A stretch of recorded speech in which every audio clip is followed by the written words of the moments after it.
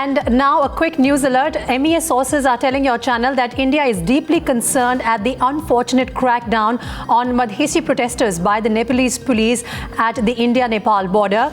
Tents were burnt and protesters were lathicharged at the Indo-Nepal border for this. Let me go across to Aditya to get more on the story. Aditya, what's the update that you're picking up from the MEA?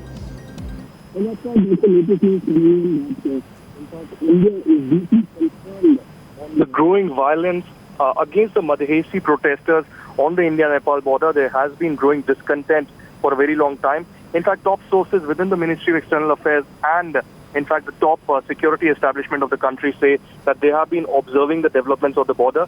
In fact, last night itself, late last night, there has been a massive crackdown on the Madhesi protesters on the border, in which tents were burned and the local protesters were lathicharged. Now, India is going to hit strongly on the Nepalese government. In fact, there's been a new prime minister, a new speaker, and a new president, apart from the new constitution that Nepal has really adopted.